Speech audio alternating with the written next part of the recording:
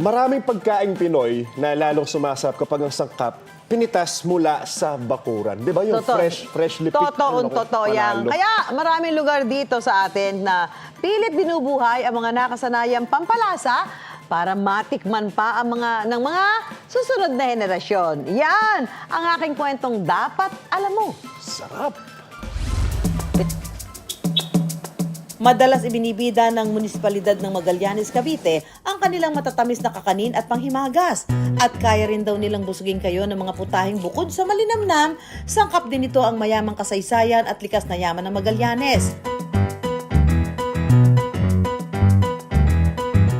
Isa sa ipinagmamalaking pagkain ng mga Magalyen ang inalibang-bangan na baka. Sa pagluluto nito, gumagamit sila ng murang dahon ng alibangbang. Kahit po nung unang panahon pa, talagang ito po ay ginagamit na po namin dito sa bayan ng Magallanes. Itinuturing ng mga Magalyen na espesyal na putahe ito. Ako po ay nang magkaisip ay ito ho ay isa na sa pinakamasarap po na inihahanda ng aming mga pamilya kapag may mga special celebration, lalo na po pag may kasalan, pistahan, at iba-iba pa pong okasyon. Simple lang ang sahog ng inalibang-bangan na baka. Alibangbang, baka, tubig at mga pampalasa. Ang nagpapasarap daw dito ay ang murang dahon o yung kakasibol pa lang sa puno ng alibangbang. Kilala ito na pampaasim at sinasabing nakatutulong sa pagpapababa ng presyon ng dugo at diabetes.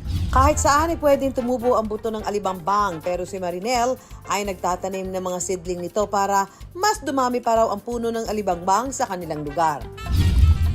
Era o ribs ng baka ng mahigit 3 oras hanggang sa lumambot ito.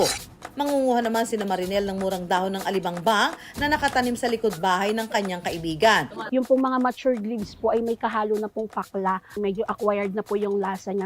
Kapag malambot na ang karne, ay lalagyan ito ng bawang at sibuyas. Titimplahan ng asin, paminta at patis. At ilalagay ang mga pinitas na murang dahon ng alibangbang.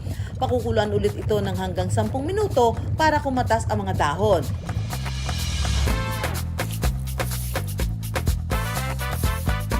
Hindi siya sobrang asim, tama lang. Kahit marami ang inyong mailagay na dahon, okay lang siya. Si Marinel, miyembro ng TICME, isang grupo na nagpapakilala ng mga tradisyonal na sangkap at pagkain sa munisipalidad ng Magallanes. Since wala naman kasing grupo talaga na nagpo-promote ng aming mga heirloom products, nakita namin na para maipakilala ang produktong lokal ng Magallanes at sa lahat ng pupunta ng Magallanes. Isa rin sa pamanang putahe raw ng kanilang mga ninuno ay ang minisong kadyos. Gawa sa pinatuyong kadyos ang miso na kanilang pinakukuluan, binabayo at nilalagyan ng gata. Ang kadyos o pigeon peas ay isang uri ng gulay na kaanak ng munggo. Sa paggawa nito, pakukuluan ang mga pinatuyong kadyos hanggang sa lumambot ito. Tatanggalin ng tubig at saka babayuhin. Sunod ay maggigisa ng sibuyas at bawang, ibubuhos ang gata. Titimplahan ng asin, paminta at patis. Saka hahaluan ng sukang irok o sukang gawa sa kaong. Hahayaan itong kumulo, ihahalo ang binayong kadyos. Hihintayin lang na maiga ang gata at ready to serve na. Maaari ro itong tumagal ng 1 linggo sa refrigerator.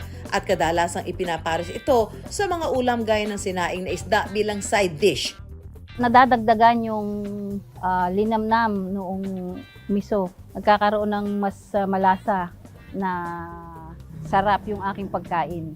Sa katunayan, mabibili ito sa halagang 80 pesos kada tabo sa mga palengke sa Magallanes.